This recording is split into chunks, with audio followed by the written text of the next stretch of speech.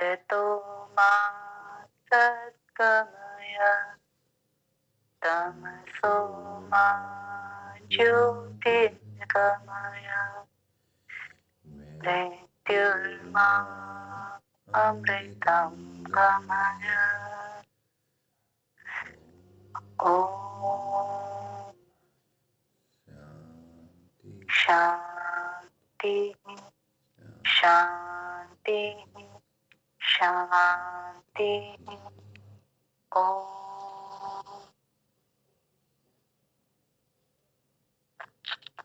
आप सभी साथ में बोलते रहें, हे प्रभु मुझे असत्य से सत्य की ओर ले चलो, मुझे अंधकार से प्रकाश की ओर और मुझे मृत्यु से अमृत की ओर ले चलो।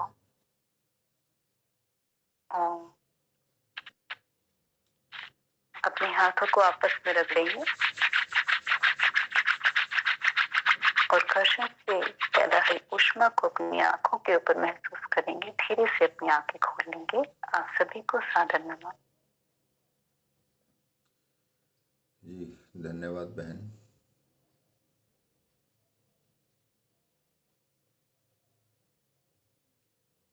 कल हमने पढ़ा था सांख्य दर्शन के अनुसार सृष्टि का विकास।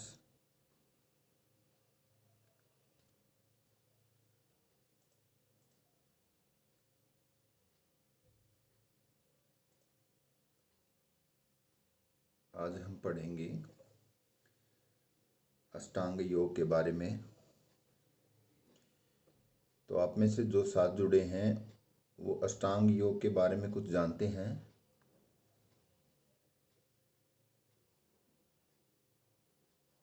अष्टांग योग शब्द आज सुनने के बाद आपके मन में कोई तस्वीर बनती है? इससे पहले आज तक आपने अष्टांग योग के बारे में सुना है पहले? सुमित, अनुराग, लक्ष्मी, आप बताइए।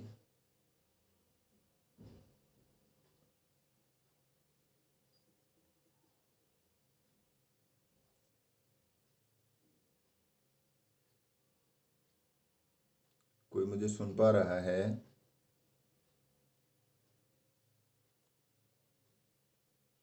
Yes sir. जी बहुत अच्छा, आपको सुनता है। आप में से कोई और भी है सुमित के अलावा जिसको मेरी आवाज़ सुन रही है? यस जी सर। अरे सभी को सुन रही है। तो आप थोड़ा पार्टिसिपेट बोलेंगे, नहीं तो नींद आ जाएगी ना। और अष्टांग योग के बारे में पहले सुना है तो बता दीजिए, नहीं सुना है तो ये बोल दीजिए सर हमने तो पता ही नहीं, सुना ही नहीं आज तक। सर जैसे सुबह अष्टांग नमस्कार करते हैं वैसे ही 8 अंगों का यूज करके जो होगा मेरे ख्याल से शायद पे योग। जी जी जी बिल्कुल सर इसमें 8 योग होते हैं, बस इतना ही पता है। ठीक है अनुराग भाई। और अंजुम को तो सब पता ही है कि क्या होता है अष्टांग योग। लक्ष्मी ने भी बताया, सुशील ने बताया। ठीक है, कल की जो हमारी क्लास थी उसके बारे में थोड़ा सा ओवरव्यू हम दे देते हैं।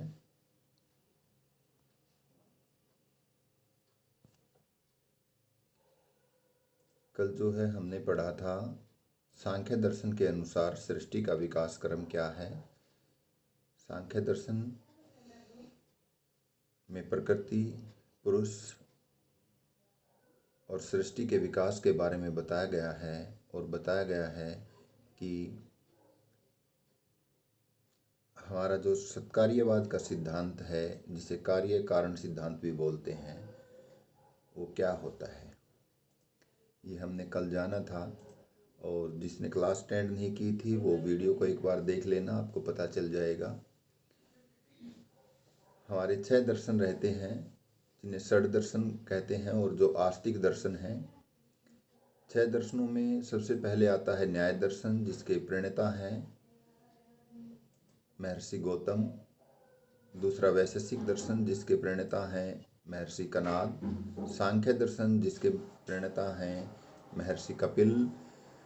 योग दर्शन महर्षि पतंजलि, पूर्व मीमांसा महर्षि जैमिनी, वेदांत या उत्तर मीमांसा महर्षि बादरायण। कल जो सांख्य दर्शन हमने पढ़ा था, सांख्य दर्शन के सृष्टि के विकास के बारे में, उसमें जिक्र हुआ था त्रिगुण का, कि 3 गुण होते हैं जो सत, रज और तम होते हैं। सत जो प्रकाश यानी ज्ञान का प्रतीक होता है, रज यानी जो चंचलता का प्रतीक होता है, जिसका कलर जो है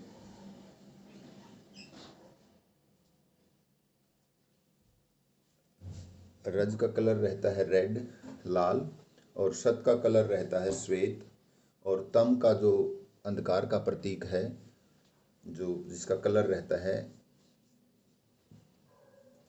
ब्लैक कलर। तो जिस जिस इंसान की जैसी प्रकृति होती है, अगर किसी के अंदर सत्व गुण प्रधान रहता है तो वो उसके कार्य ईश्वरोन्मुखी रहते हैं, वह हवन यज्ञ और समाज की भलाई के कार्य करता है। और जिसकी प्रकृति, जिस मनुष्य के अंदर रज जो गुण है वो अधिक रहता है, वो जो है सांसारिक कार्य जैसे पैसे की तरफ बहुत भागता है, ऐशो आराम की तरफ, भोग विलास की तरफ बहुत भागता है।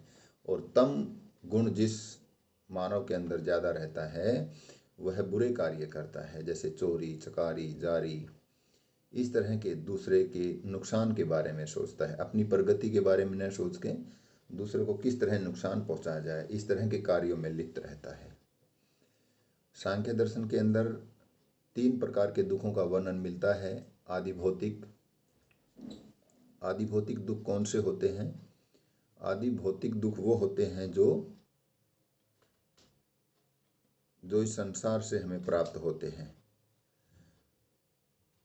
जैसे कोई बीमारी हमें लग जाए, जैसे अभी कोरोना आया था, वह संसार के अंदर हम रहते हैं तो यहाँ से कोई बीमारी लग गई, या कोई कहीं जा रहे हैं, कोई एक्सीडेंट हो गया, या वैसे काम करते हुए सीढ़ियाँ चढ़ रहे हैं तो फिसल के पड़ गए और कुछ शरीर में फ्रैक्चर हो गया।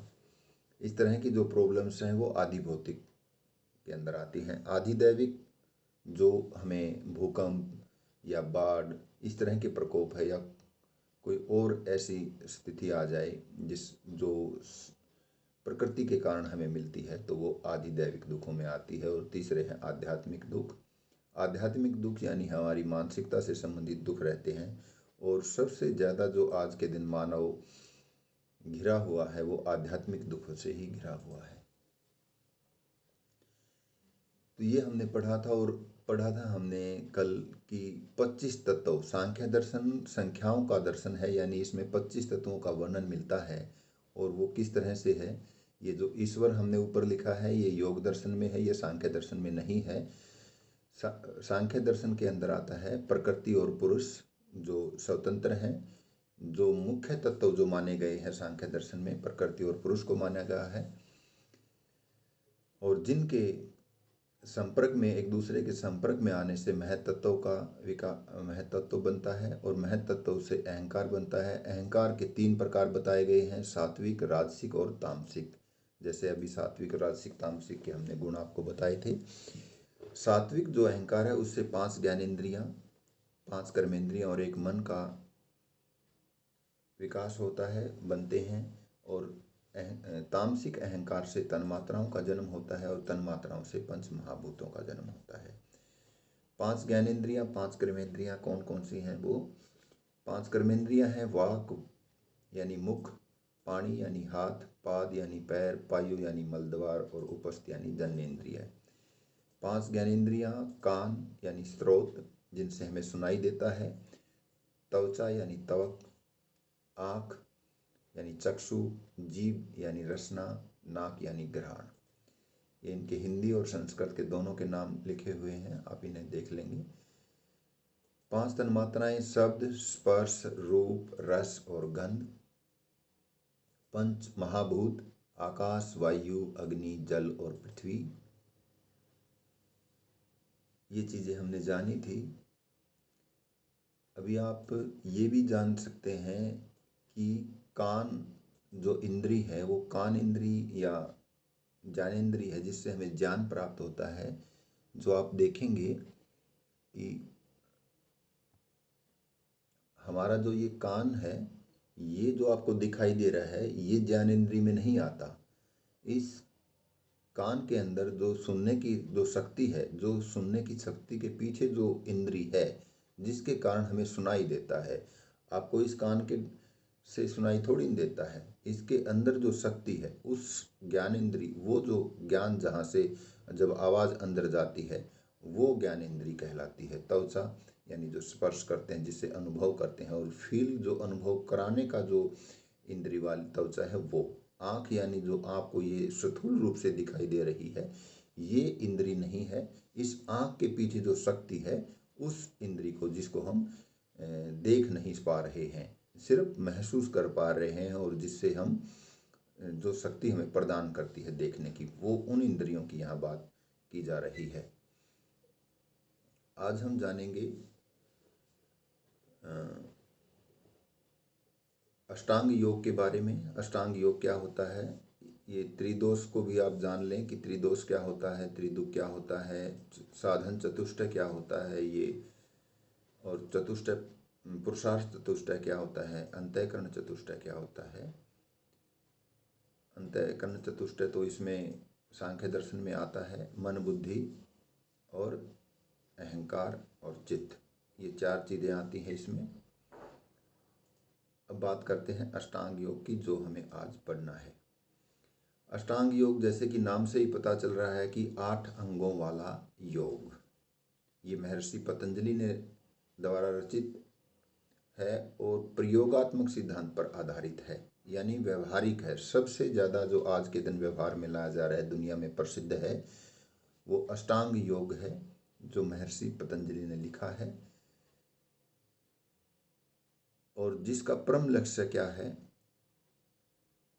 योग के अंदर मोक्ष की प्राप्ति करना है। महर्षि पतंजलि ने अपने योग सूत्र नामक ग्रंथ में 3 प्रकार की साधनाओं का वर्णन किया है, यानी 3 प्रकार के जो साधक हैं, उनको 3 श्रेणियों में बांटा है महर्षि पतंजलि ने। पहला जो साधक है, वो उच्च कोटि का साधक है, जिसके लिए उन्होंने साधन दिए हैं अभ्यास, वैराग्य और ईश्वर प्रणिधान।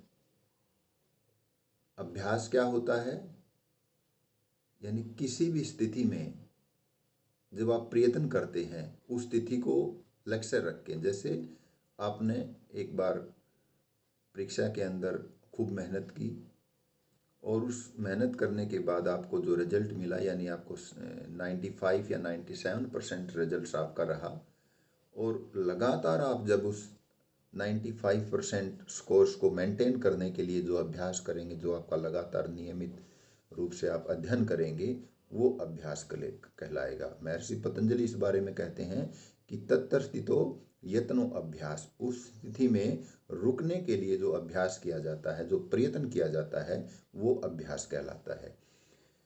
दूसरा इसने बताया, इसके अंदर वैराग्य, यानी जो राग का भाव है, उससे आप परे हट जाएं, यानी हर चीज़ से आपकी आसक्ति हट जाए, आप जो भी कार्य करें वो निष्काम रूप से करें। ये उच्च कोटि के साधकों के लिए है।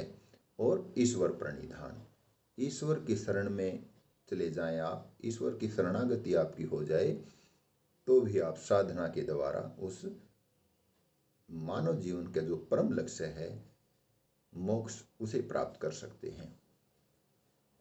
दूसरा साधन बताया है मध्य कोटि के साधकों के लिए महर्षि पतंजलि ने, जिसे क्रिया योग कहते हैं। क्रिया योग के अंदर तप, स्वाध्याय और ईश्वर प्रणिधान, यह दूसरे अध्याय के पहले ही सूत्र में महर्षि पतंजलि ने बताया है। तप क्या होता है, यानी जिस भी आप उम्र के पड़ाव में हैं और जो भी आप कार्य कर रहे हैं, उसको बिना उकताए मन से, सर्दी, गर्मी, भूख, प्यास, कोई भी सिचुएशन हो, आप अपने कर्तव्य में अगर लीन रहते हैं, तो वह तपस्या कहलाती है, तप कहलाता है। स्वाध्याय का अर्थ 2 शब्दों में 2 तरह से लिया जाता है। एक तो स्वयं के अध्ययन से, और दूसरा जो है हमारे जो गुरुदेव होते हैं, जो हमारे इष्ट देव होते हैं, जो वेद और शास्त्रों की बातें हमें बताते हैं, उनके द्वारा बताए गए मार्ग पर हमें चलना होता है, वो भी स्वाध्याय कहलाता है। और दूसरा होता है स्वयं का अध्ययन करना, अपने स्वयं के अध्ययन यानी मूल्यांकन के द्वारा अपने बोध को संवारना कि हम क्या सही कर रहे हैं, क्या गलत कर रहे हैं, इन सब चीज़ों का मूल्यांकन करते हैं। स्वाध्याय एक तरह की चिकित्सा भी होती है, इसके बारे में भी कभी हम जानेंगे। ईश्वर प्रणिधान यानी ईश्वर की शरण में हम चले जाएं और सब कुछ जो है ईश्वर को समर्पित करते हुए कार्य करें। सब कुछ जो भी हम कर रहे हैं उसमें अपने आप को कर्ता न मानकर ईश्वर को ही हर कार्य का कर्ता माने और ईश्वर के बताए हुए रास्ते पर यानी सन्मार्ग पर हम चलें। ये है मध्यम कोटि के साधकों के लिए। और जो तीसरा प्रकार है सामान्य कोटि के साधकों के लिए, जो हमारे जैसे साधक हैं, जो अभी अभी साधना करने की साधना की राह पर चल रहे हैं और जिनका मन भी शुद्ध नहीं है, शरीर भी शुद्ध नहीं है, ऐसे साधकों के लिए प्रारंभ से ही साधनरत रहते हुए महर्षि पतंजलि ने अष्टांग योग का आश्रय लेने को कहा है। अब अष्टांग योग को दो भागों में उन्होंने बांटा है, बहिरंग और अंतरंग। बहिरंग के अंदर कौन कौन से साधन आते हैं? यम, नियम, आसन, प्राणायाम, प्रत्याहार, धारणा, ध्यान और ये तो हो गए प्रत्याहार तक तो बहिरंग के अंदर। और धारणा, ध्यान और समाधि, ये 3 अंग आते हैं अंतरंग अंग में।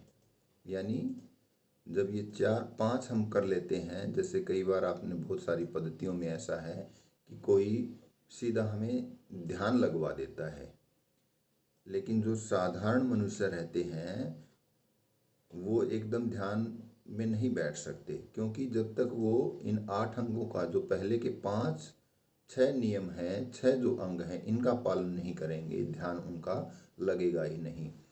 तो सबसे जो व्यवहारिक रूप महर्षि पतंजलि ने दिया है वो अष्टांग योग का है। और हमें अष्टांग योग पर जब हम चलते हैं, इसका पालन करते हैं, तो हम निश्चित रूप से एक दिन हमारा जो परम लक्ष्य है समाधि यानी मोक्ष, यानी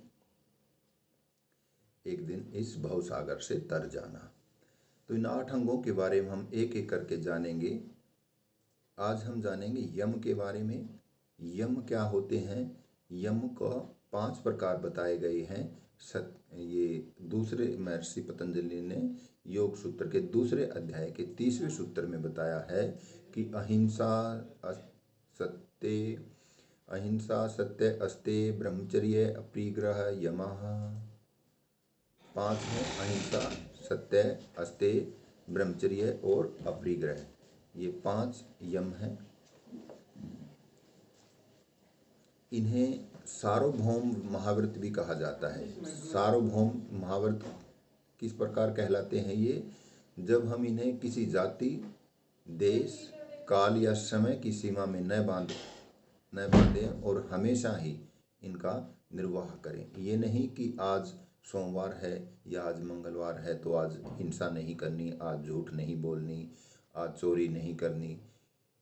ये जो यम है 5, इनका हमेशा ही, कोई भी काल हो, कोई भी देश हो, कहीं भी हम गए हुए हों या कोई भी समय हो, उस समय इन 5 का हमें पालन करना चाहिए, तब यह सार्वभौम महाव्रत कहलाते हैं। अब अहिंसा क्या होती है इसके बारे में जानेंगे कि मन, वचन, कर्म तीनों के द्वारा हम मन से भी न सोचें, वचन से भी न कहें और अपने कर्मों के द्वारा भी कार्य नहीं करें। मन, वचन एवं कर्म द्वारा सभी जनों का क्लेश न पहुंचाने को ही महर्षि पतंजलि ने हिंसा कहा है।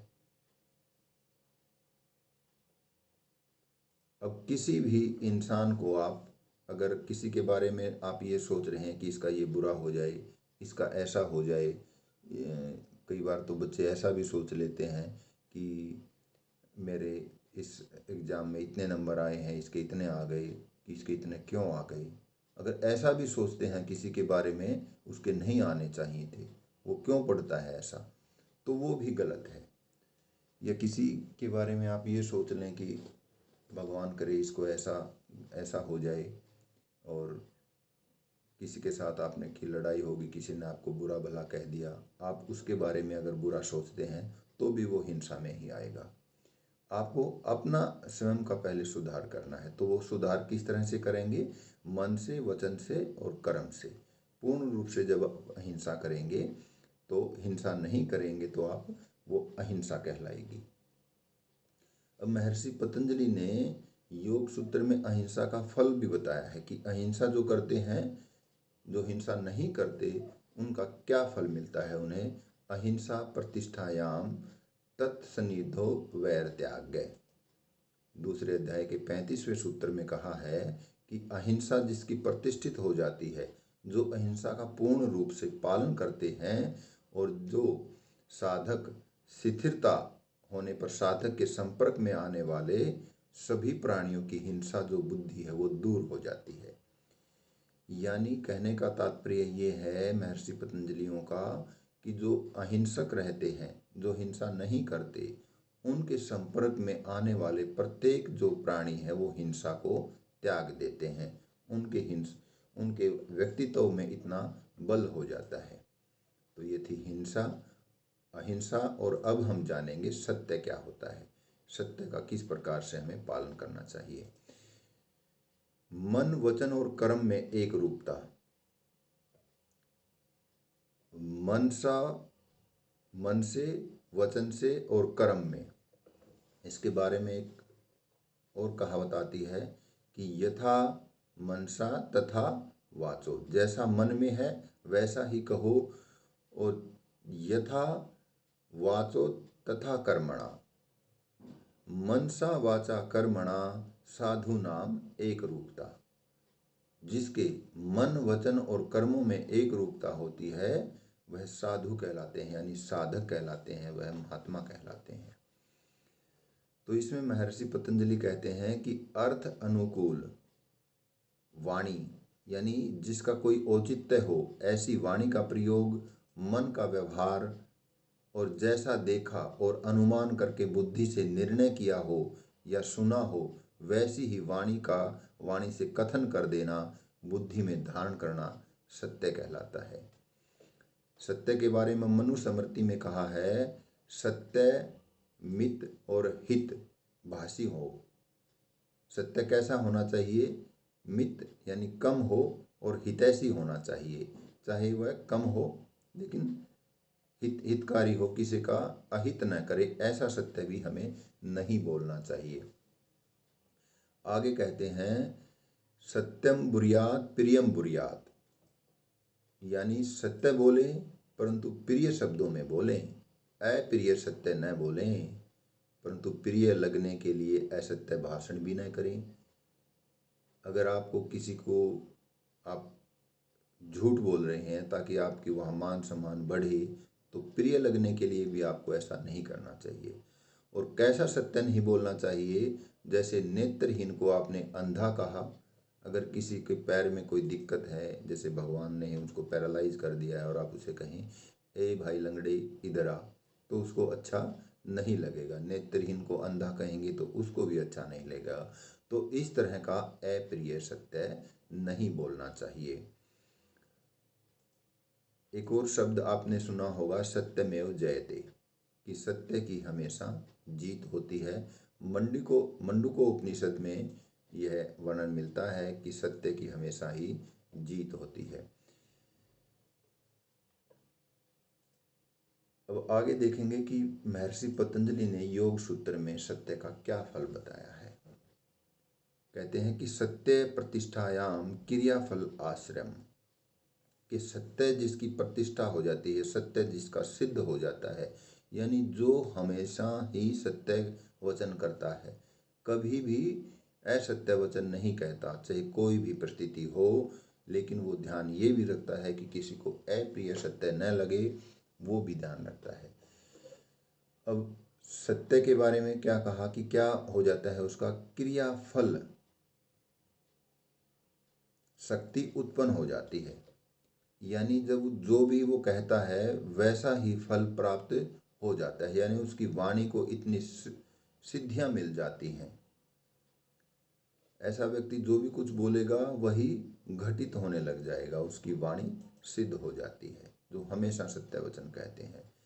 इसीलिए जो आपने देखा होगा पुराने नाटकों में या टीवी में सीरियल देखा हो कोई, या पुरानी कथाओं में, जो हमारे ऋषि मुनि जिनके पास कोई अस्त्र शस्त्र या कुछ नहीं होता था, लेकिन वो हमेशा सत्य का पालन करते थे, अहिंसा का पालन करते थे, अष्टांग योग का पालन करते थे, तो बड़े बड़े राजा महाराजा भी उनके सामने नतमस्तक होते थे। वो क्यों होते थे? क्योंकि वो हमेशा सत्य के पुजारी रहे होते हैं और जो भी वो बोल देते थे। कई बार आपने नाटकों में या किसी धार्मिक ऐसे नाटक रामायण महाभारत में सुना होगा कि किसी ने किसी को, किसी साधु ने, किसी सन्यासी ने, किसी ऋषि ने किसी को श्राप दे दिया। तो वो श्राप देना यही होता था कि वो हमेशा सत्य बोलते थे और उनकी वाणी को इतनी सिद्धि प्राप्त हुई होती थी कि जो उन्होंने कह दिया वो घटित हो जाता था।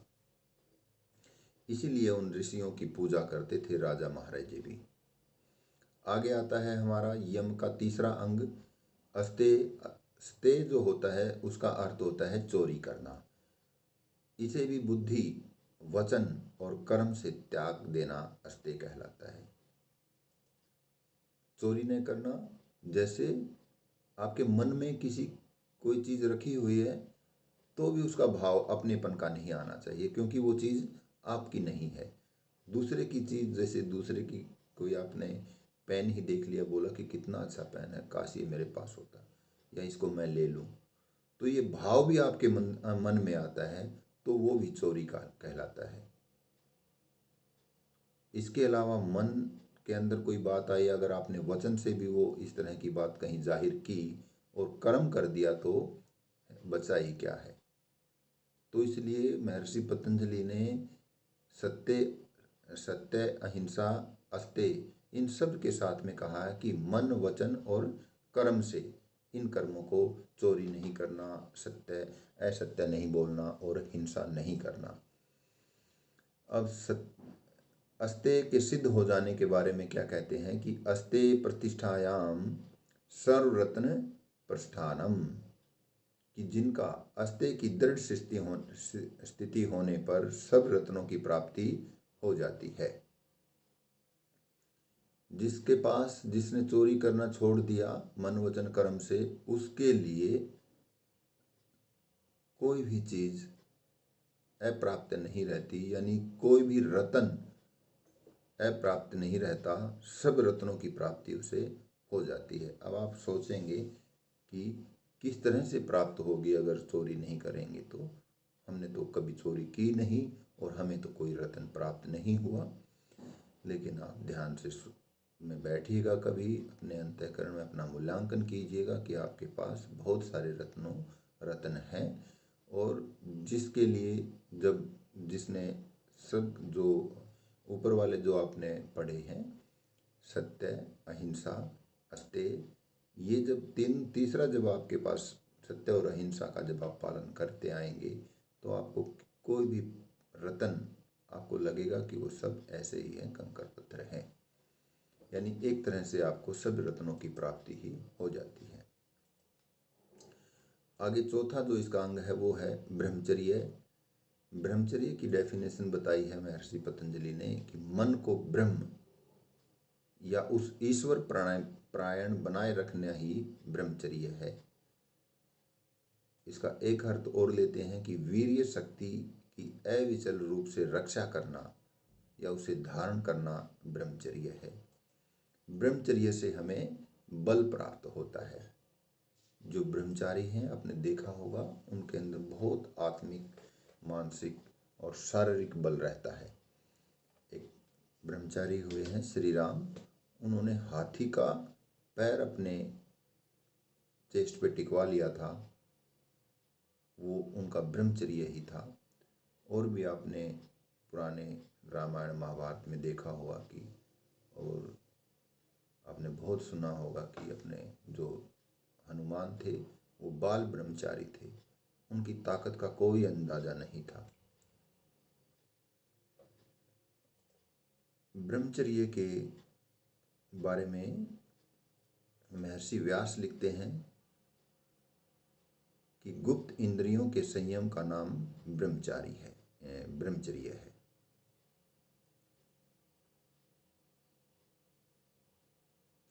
अब इसकी सिद्धि हो जाने से क्या फल हमें प्राप्त होता है? ब्रह्मचर्य की सिद्धि हो जाने से ब्रह्मचर्य का फल क्या बताया है कि ब्रह्मचर्य प्रतिष्ठायाम वीर्य लाभ है। ब्रह्मचर्य के प्रतिष्ठित हो जाने पे, सिद्ध हो जाने से हमें वीर्य लाभ होता है, यानी बल प्राप्त होता है। और वीर्य लाभ होने से साधना के अनुकूल गुण समूह पैदा होता है, जिससे योग अभ्यासियों को आत्मज्ञान प्राप्त होता है।